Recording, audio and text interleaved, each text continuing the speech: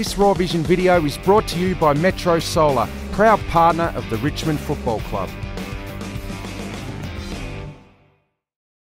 Any health concerns, injury concerns heading into this one?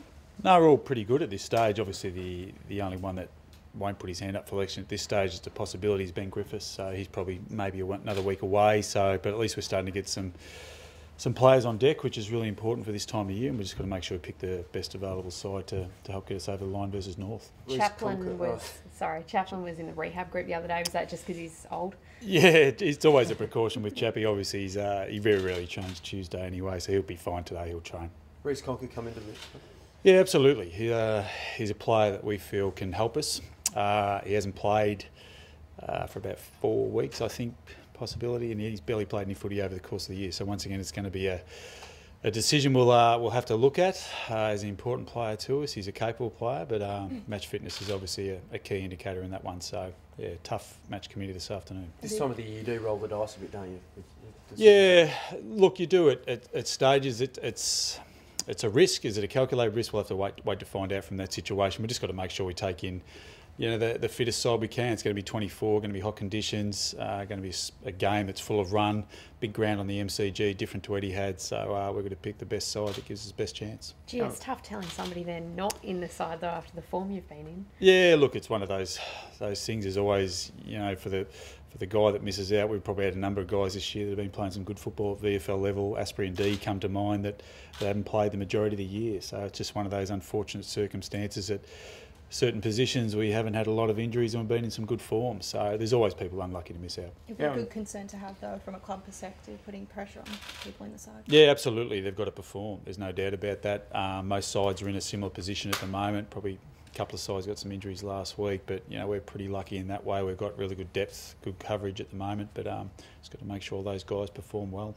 How important is it for a fast start? I suppose last weekend it was a little bit slow against North.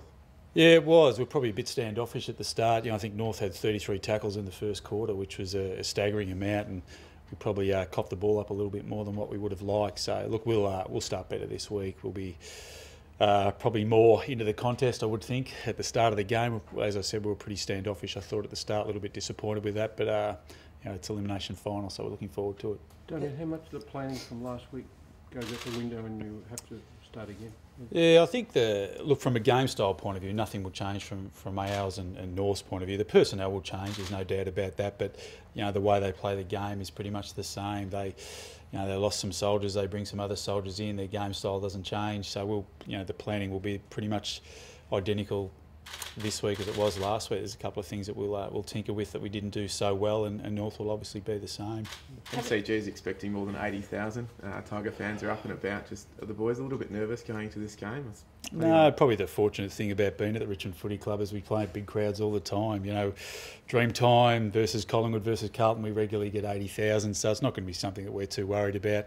We're just looking forward to a great contest on Sunday afternoon in front of a big crowd. It's going to be a great day. What's the mood been like throughout the week, I guess, this time of the year? Everyone sort of walks a bit taller, don't they, come finals time? Yeah, I think it's good still to be playing from our point of view. It's a shame the weather conditions at this stage. I think it's raining outside at the moment, but our players are training really well. They're above the ground. We're really fresh. The 9-day break helps us also. So we're just looking forward to making sure we train well today and then prepare well for the game on Sunday. You mentioned the hot weather earlier. Does that come into play much at all? Because it sort of has come a bit out of nowhere in Melbourne. Yeah, look, not from our point of view. At the end of the day, when you're out there running, you don't notice the heat as much from that. But we've got a good running side. We're prepared, really well over the course of pre-season and the season thus far. So we're looking forward to it. It's nice to have a nice day for a change. You've got a few kids that haven't experienced finals before. Any messages to them so far, or is it you leave that to just minutes before the game? Oh, listen, they know what to do. Our game preparation doesn't change. The way we play doesn't change. So their roles and expectations stay exactly the same. The mental preparation of this game is no greater value than any game that we normally play. So they'll just go about their business and prepare as they do, which is thoroughly. How impressed have you been with your forward line set up? And I suppose, do you think you can stretch North's defence? Yeah, probably not stretch their defence. They've got some really solid players down there. We're not overly blessed with tall forwards at the moment because obviously Ben's out, but Ty's available. We've got some decisions down there, whether we bring in Asprey or a McBean, these type of players to help us with another tall tall player Hampson also is a possibility. But yeah, we'll just we've been pretty happy with the mix of our forward line. We've got a great spread of goal kickers. So yeah, I think that's probably the strength of our forward line, the unpredictability. Unpredictable. Given your own finals experience, does the intensity ramp up much, and also is it something that you make the young players aware of? Yeah, I'm not sure. The intensity probably, it's hard to say. The contested nature of the game probably ramps up a little bit. The pressures from all the sides within the 8, they're obviously good sides. So the contested ball numbers probably go up about 10%, about to the 150 contested ball. The great thing for us is from a preparation point of view, our last 2 games have been those sort of numbers. So we're really pleased with the prep we've got within those games. So it's just a matter of maintaining your composure around the contested nature of the game. We didn't do that well early doors last week. We managed to get our game back on track over the course of the remaining quarters. So when you say how long, how long is that? What, for half a quarter until it settles down? Yeah, look, it settles down.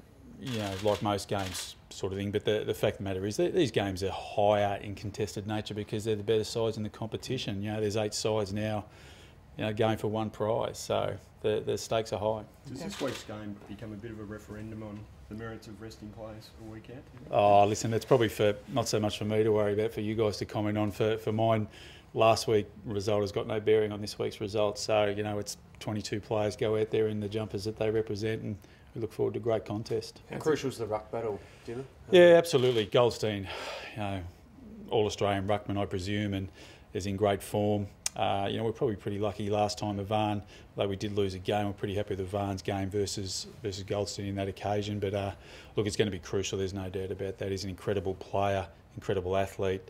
He's done a staggering amount of centre bounce work over the course of the year. But we've got extreme faith in Ivan to do the job. Ivan done his homework? Absolutely, he does his homework very thoroughly, Ivan, believe me. What about you personally, Damien? How much pressure are you feeling, and how desperate are you to sort of win that final? Oh, look, as a senior coach, the pressure's week to week. It's no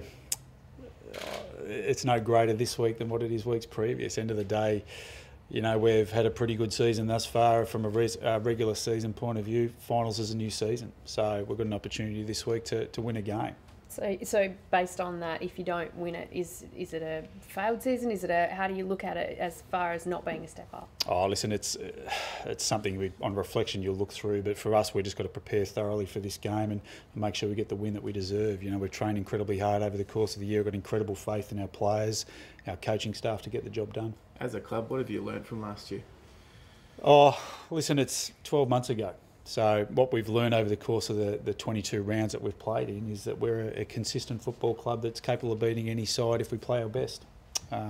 That's what gives us the confidence to go into this week's contest, knowing that if we play to our absolute level and our players and coaches prepare as well as that we can, we're going to win some footy games.